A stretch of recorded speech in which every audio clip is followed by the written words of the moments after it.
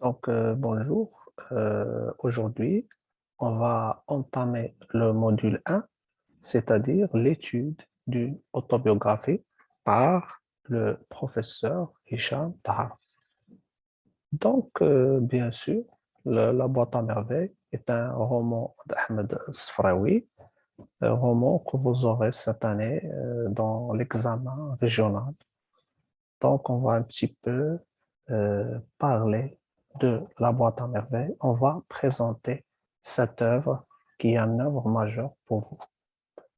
Donc, si on veut résumer euh, la boîte à merveilles euh, à travers une phrase, je peux dire que la ville de Fès vue à travers le regard du petit Sidi Mohamed. Sidi Mohamed est le personnage principal, c'est le héros de ce roman. Donc, c'est un roman autobiographique. Je vais vous dire ce que ça veut dire un roman autobiographique. La date d'écriture, c'est 1952. La date de publication, c'est 1954. Donc, cette œuvre contient 12 chapitres, 3 saisons. L'hiver, c'est 3 chapitres. Le printemps, 4 chapitres. Et l'été, 5 chapitres. Donc, on aura le temps de euh, parler de tout ça. On peut alors estimer la durée du récit à 3 saisons.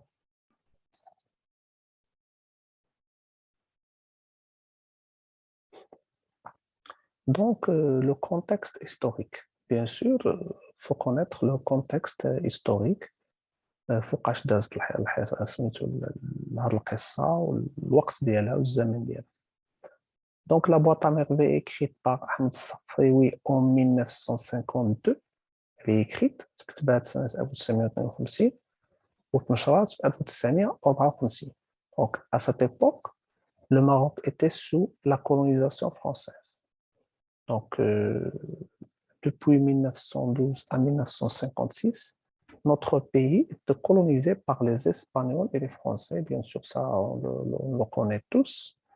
La boîte à merveilles raconte la vie du jeune Mohamed, du jeune Sidi Mohamed. C'est un enfant qui a 6 ans, à partir des années 1920 au cœur de la Médine. Donc, القصة وقعت في 1920 تعاودت 1920 والمكان ديالها هو المدينة القديمة ديال فاس au cœur de la Médine. Donc, c'est un récit autobiographique dans lequel Ahmed Sfraoui vous fait partager son enfance et découvrir sa ville natale qui est Fès. Donc, Ahmed Sfraoui كيعاود لنا على الطفولة ديالو ملي كان صغير وفي نفس الوقت كيعاود لنا على المدينة ديال فاس كي كانت دايرة في ذاك اللحظات ذاك الوقت هذاك. Donc, c'est un, c'est un récit autobiographique. On peut même dire qu'il est historique parce qu'il nous raconte la vie du peuple marocain dans la ville de Fès dans 1920. La littérature maghrébine d'expression française. Comme dit son nom, la littérature, c'est l'adab, l'adab al-magharibi باللغة الفرنسية. La littérature maghrébine de langue française est cette production littéraire née sous la période coloniale française dans les 3 pays du Maghreb, le Maroc, l'Algérie et la Tunisie. Donc, ملي كانوا هاد الدول كانوا محتلين بالدولة بطرف فرنسا وبيان سور فرنسا كانوا واحد الناس انا قراو عند الفرنساويين وتأثروا باللغة ديالهم وحاولوا انهم يكتبوا باللغة ديالهم. Donc, elle est une conséquence de la colonisation du Maroc par la France 1912-1956. Les premiers romans maghrébins de langue française représentent 2 cultures différentes. Donc, on parle ici de 2 cultures différentes. Juste ديال الثقافات مختلفة، الثقافة الفرنسية، الثقافة المغربية الإسلامية. Donc, qui se croisent pour montrer la diversité de soi et l'envie d'exprimer son authenticité. Driss Shraïbi, donc parmi les grands écrivains de cette période, on peut vous poser cette question. Donc, il faut se souvenir un petit peu des noms. Il y a Driss Shraïbi, il y a Shraïbi, il y a Ahmed Sfraoui, il y a كاتب ياسين. دونك هاد الكتاب هادو في المرحله الاولى لحقاش هذا لو كورون هذا فيه عنده بزاف ديال المراحل. في المرحله الاولى كانوا هاد الكتاب هادو كيحاولوا انهم يقدموا الثقافه المغربيه الفرنسيه، لحقاش هاد الكتب هادو كانوا موجهين للفرنسيين في ذاك الوقت. الاغلبيه ديال المغاربه ما كانوش ما كانش عندهم اللغه الفرنسيه. Donc, on va essayer un petit peu de connaître qui est ce Ahmed Sfraoui. On va parler un petit peu de l'auteur. Ahmed Sfraoui est un écrivain marocain né en 1915 à Fès. Donc, c'est quelqu'un passionné de patrimoine, il a occupé des postes administratifs aux arts et métiers de Fès, puis à la direction du tourisme à Rabat. Donc, كان موظف وفي وزارة السياحة في الرباط. هو اللي خلق المتحف ديال البطحة اللي كنعرفوا في فاس. هو اللي كذلك دار المتحف ديال الوداية، وكذلك هو اللي دار المتحف ديال باب الرواح. دونك كان او فونكسيونير، دونك كان شغوف بالتراث المغربي وكان كاتب كذلك. Dans ses écrits, l'auteur décrit généralement les milieux traditionnels marocains en insistant sur la réalité vécue. تعاود لنا الحقيقة المعاشة في فاس داك الوقت هذيك، تعاود لنا الناس كي كانوا دايرين، كي كانت تتفكر لي كوتيم ديالهم، العادات، التقاليد. C'est l'un des premiers fondateurs de la littérature marocaine d'expression française. Donc, il est considéré comme l'un des piliers de la littérature française parce que c'est l'un des fondateurs. Donc. Il est mort le 25 février 2004. Parfois, dans les examens, parfois on pose la question qui est Ahmed Sfraoui. السؤال كيتطرح من هو أحمد الصفراوي. Donc, qui est Ahmed Sfraoui? Donc, par exemple, je m'excuse. Il est mort le 25 février 2004. Donc, parmi ses œuvres, vous avez ici les images, ici. Vous avez le chapelet d'ambre, la maison de servitude et le jardin des sortilèges. Donc, ce sont les œuvres les plus connues, bien sûr, de Ahmed Sfraoui. Maintenant, on va parler, je vais parler ou vous montrer ce que ça veut dire un roman autobiographique. D'abord, c'est quoi un roman?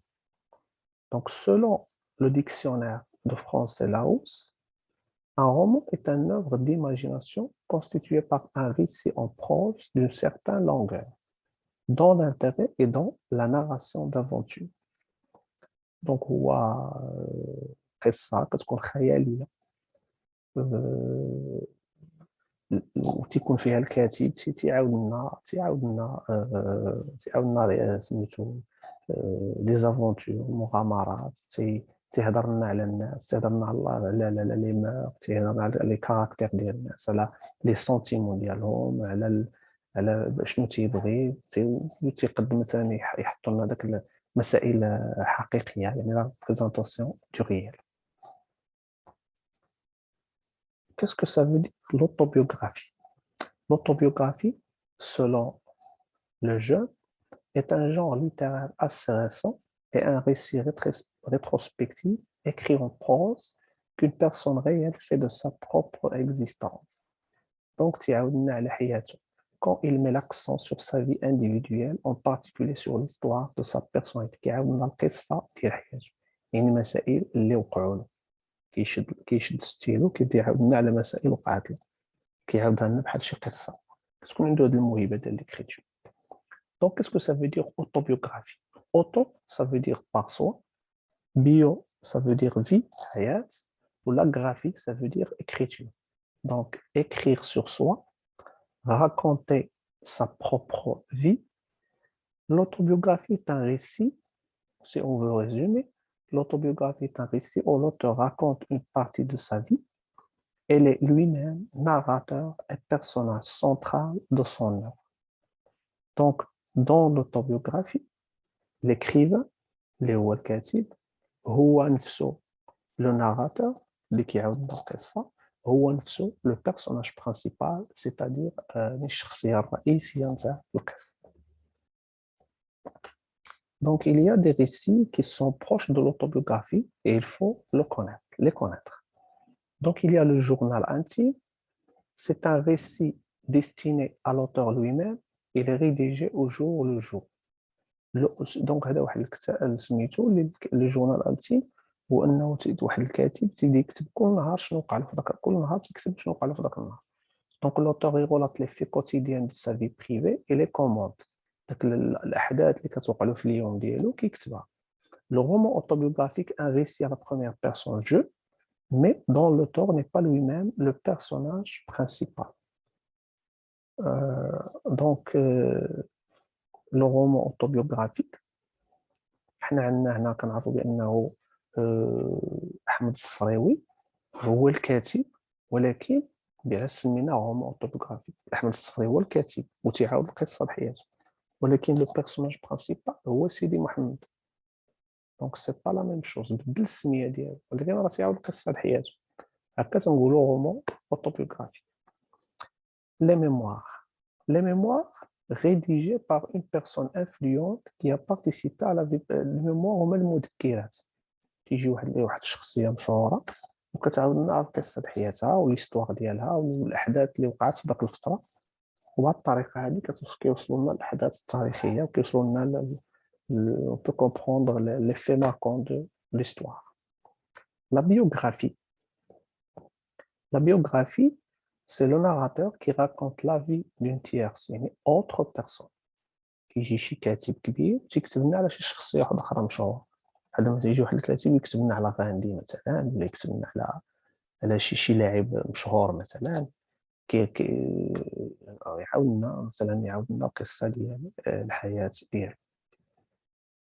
Résumé. Donc, résumé, dans ce roman autobiographique ancré dans le Maroc traditionnel, donc dans la ville de Fès plus précisément. Sfraoui raconte l'enfance de Sidi Mohamed, un petit garçon âgé de 6 ans. Dans ses souvenirs, le narrateur évoque la maison où il habitait, quand il se confie à Dar Chouafa. Il raconte aussi les relations entre les colocataires. الدار كانوا فيها بزاف ديال المغتربين وكان تيحاول انه يعاود لنا لي ريلاسيون بيناتهم. Il y a aussi l'école coranique, les disputes entre voisins, mais également la solidarité des habitants dans le malheur. Les fêtes aussi, les croyances religieuses, les rapports sociaux et le milieu familial. Le narrateur Sidi Mohamed parle de son enfance à l'ancienne Médina de Fès.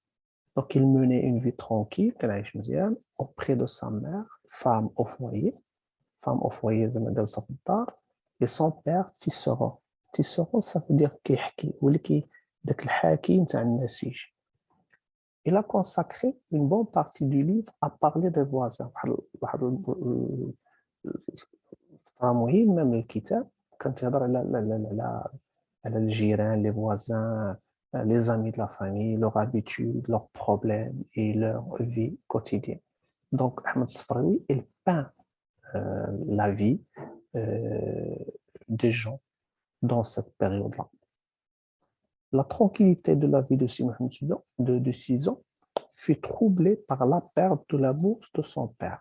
La bourse, الأب ديالو فقد داك الرأس المال ديالو.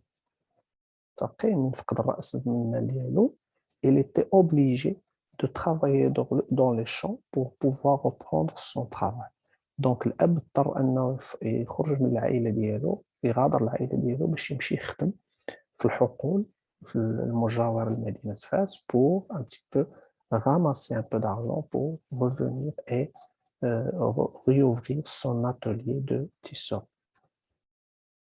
Pendant son absence, la mère et l'enfant visitaient des mausolées pour demander aux saints de leur rendre le père sain et sauf.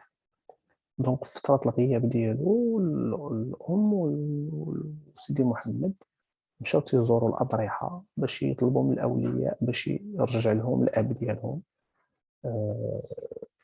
للدار. Leur vœu fut exaucé un mois après le départ du père. Ensuite, les choses s'arrangèrent petit à petit. Donc الأب رجعوا للدار والأمورات ولات شوية الأمور ولات مزيانة في داخل البيت ديال سيدي محمد.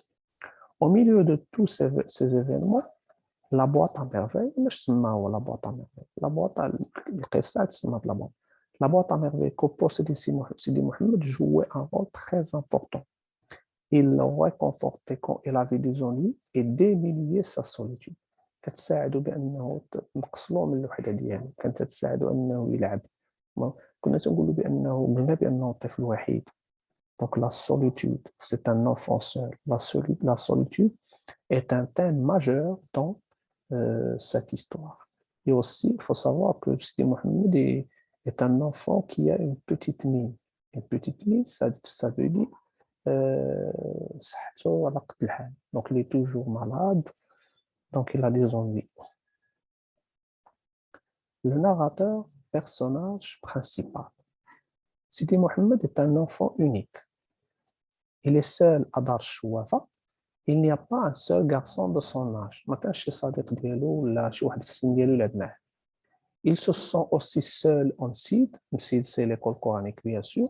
Il n'est pas ses camarades parce que leurs mondes sont différents. Donc,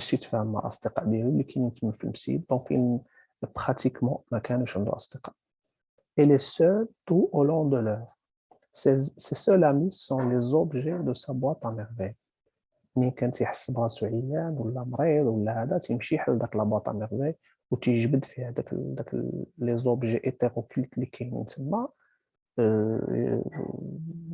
تلقى عنده مثلا بطونات، مثلا شي حويجات اللي هكا براقه زوينه كان تيخبعهم تيجبدهم يلعب بهم.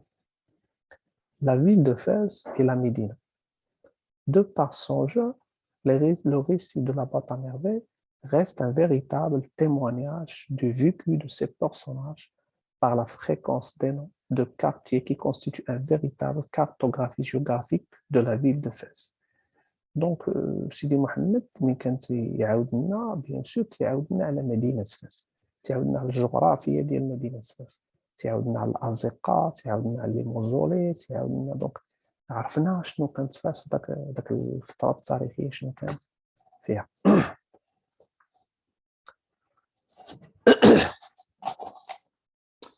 Donc, le symbolisme de la boîte à merveille. Que représente la boîte à merveille? Pourquoi le narrateur سمى القصة ديالو بلا boîte à merveille? Donc, la boîte à merveille joue un rôle très important. Donc, c'est un coffret comportant des objets hétéroclites. Un objet qu'il ressort dans les moments de tristesse, اللحظات ديال التعاسة ديالو الوحدة وأنه ما تيتفهمش. هنا كنحطوا المشكل ديال أنه est-ce que les parents parfois comprennent leur enfant. واش الآباء تيفهموا ولادهم، واش تيقرب له، واش تيتعامل معاه، واش تيبغيه، La boîte à merveille est son bien personnel qui lui permet de s'enfuir du monde des adultes et des banalités de la vie quotidienne.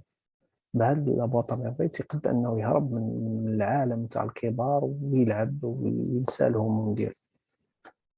Grâce à la boîte à merveille, Sidi Mohamed s'échappe d'un monde de contraintes et d'incompréhension pour inventer un monde de rêve et de mystère. J'ai tiré deux parties du roman La boîte à merveille. Par exemple, à un certain moment, Sidi Mohamed disait « Moi, j'avais des trésors cachés dans ma boîte à merveille. J'étais seul à les connaître. Je pouvais m'évader de ce monde de contraintes. » Donc, بالنسبة ليه داك الشيء اللي في la boîte à merveille, ce sont des trésors. يعني كنز تاني je pouvais m'évader. M'évader, s'évader, كيقدر يهرب من هذا العالم المليء بالمشاكل. Je me sentais triste et seul. كنت كنحس براسي وحيد وتعيس. Je ne voulais pas dormir. Je ne voulais pas pleurer. Moi aussi, j'avais des amis. Ils sauraient partager ma joie.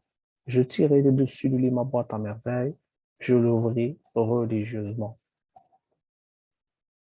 Donc maintenant, on va parler du schéma narratif de la boîte à merveilles. Donc il faut savoir que chaque roman a un schéma narratif. Donc un état initial. Donc le schéma narratif, il contient, on commence par l'état initial. الحالة الأولى اللي كانت فيها القصة من بدينا. L'auteur, narrateur, personnage vit avec ses parents. Rien ne perturbe sa vie heureuse. Cette phase occupe une place importante dans le récit. L'enfant est plongé dans un monde merveilleux. Donc الحالة الأولى كان الولد سعيد مع راساتو، كان تيحل لابواط ديالو، ما كاينو مشاكل، ما كاين حتى شي حاجة. C'est ça l'état initial. من بعد كيجي ليليمون بيرتورباتور. شنو هو اللي كيغير القصة، اللي كيخلي هاد القصة تغير؟ ما يمكنش تبقى القصة هكاك يبقى يعاود ما فيها حتى حاجة. Donc il faut faire un élément perturbateur. Ce qui trouble cette félicité au bonheur, c'est la ruine du père qui a perdu son capital. Donc الحاجة اللي بدلات القصة هو الأب من فقد داك رأس المال ديالو. Donc l'argent qu'il portait sur lui est tombé quelque part dans un souk. كان مشى للسوق وطاحوا له الفلوس، طاحوا له ما لقاهمش وبهم كان تيخدم راس المال ديالو. لي بيريبيسي. شنو هما لي بيريبيسي؟ لي بيريبيسي هما المحاولات نتاع البطل ولا الابطال ديال القصه باش يرجعوا الامور كي كانت في الاول، يعني كي كانت سعيده في الاول. لو فواياج دو بير à la campagne où il exerce un travail pénible، مشى يخدم تما واحد العمل صعيب pour pouvoir amasser de l'argent nécessaire pour se rétablir dans son état باش يقدر يرجع لخدمته. مش غير يخدم غير بروفيزوار، غير مؤقت باش يجمع شويه الفلوس ويرجع يبدا الخدمه ديالو. لو كونجي accordé au petit qui ne va pas à l'école coranique. فهاد اللحظه الولد ما كانش كيمشي لليكول كورانيك بسبب الضعف ديالو à cause de sa faiblesse. Il était faible, il est malade. Donc et aussi on va voir la tristesse de la mère qui se rend au mausolée et consulte les voyants. Donc ici la mère a eu recours au mausolée et il voyait, il consultait les voyants pour qu'ils prient avec elle pour exaucer son rêve et faire revenir le Père sain et sauf. Quel est le dénouement? Le dénouement هو داك الحاجة اللي غادي تغير وغترجع الأمورات كي كانت، ماشي ضروري كي كانت، ولكن المهم شوية Donc, le retour du Père.